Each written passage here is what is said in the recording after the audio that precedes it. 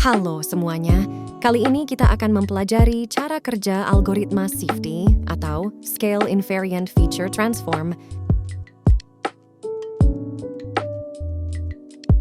Berikut adalah beberapa aplikasi lain dari detektor SIFT. Salah satunya adalah stitch gambar bersama untuk membuat gambar yang lebih besar atau panorama.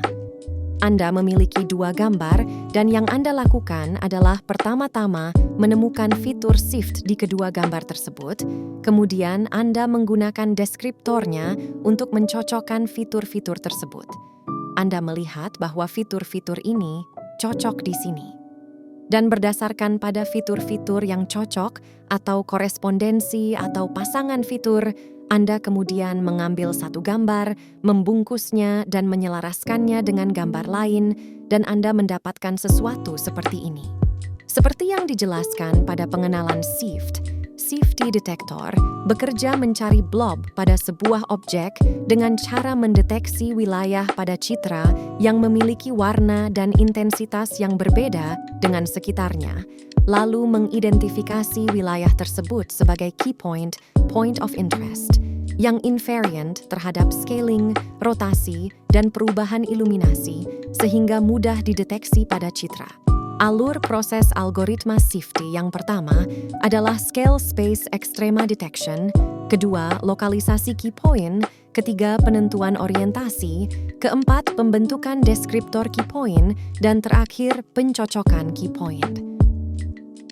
Saya akan menjelaskan tentang Scale Space Extrema. Tahap awal menentukan key point adalah dengan cara melakukan pencarian nilai ekstrim dari suatu citra menggunakan fungsi Gaussian. Proses dilakukan dengan menggunakan operasi konvolusi. Pertama, ubah dulu citra RGB ke grayscale. Selanjutnya, lakukan Gaussian blur pada citra grayscale dengan parameter sigma yang berbeda-beda untuk menghasilkan image piramid atau disebut juga Gaussian pyramid. Dan sekarang, untuk menemukan Laplacian Gaussian yang dinormalisasi, yang merupakan apa yang kita cari, dengan menggunakan difference of Gaussian, Anda hanya akan menemukannya perbedaan antara kedua gambar ini. Anda mendapatkan Laplacian of Gaussian yang dinormalisasi di sini, dan Anda terus melakukannya pada semua pasangan gambar yang berurutan. Bandingkan nilai piksel yang sedang diperiksa dengan nilai 8 piksel tetangga terdekatnya pada skala yang sama dan 9 piksel tetangga terdekat pada skala di atas dan di bawah. Jika nilai piksel yang diperiksa lebih besar dari semua tetangganya, maka ia adalah kandidat titik maksimum lokal. Sebaliknya, jika nilai piksel lebih kecil dari semua tetangganya, maka ia adalah kandidat titik minimum lokal.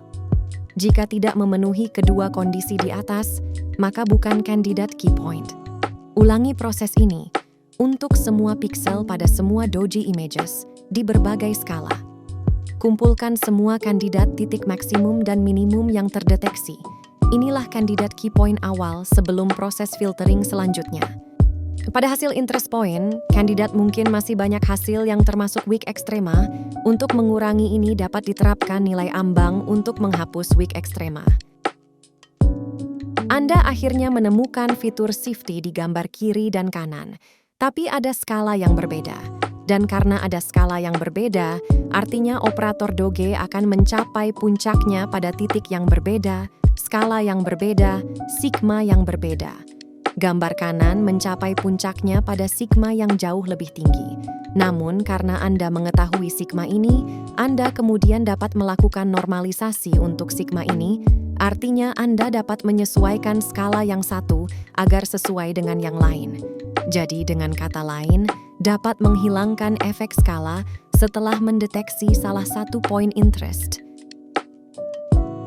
Langkah berikut yaitu penentuan orientasi.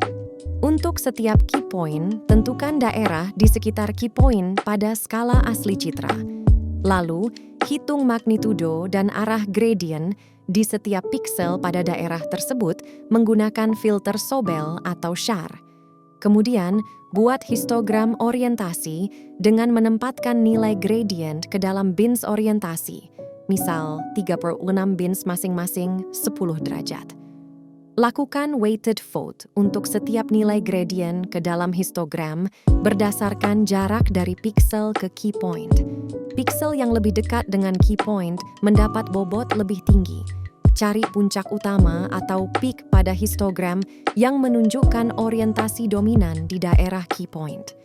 Inilah yang menjadi principal orientation key point. Jika ada puncak lain yang cukup tinggi, misal lebih besar sama dengan dari 80% dari puncak utama, maka buat key point baru di lokasi yang sama dengan orientasi puncak kedua ini. Dengan menganalisis sebaran orientasi gradient di sekitar key point, didapatkan principal orientation yang kemudian digunakan untuk membuat deskriptor yang invariant terhadap rotasi. Anda dapat menggunakan principal orientation ini untuk mengatur rotasi.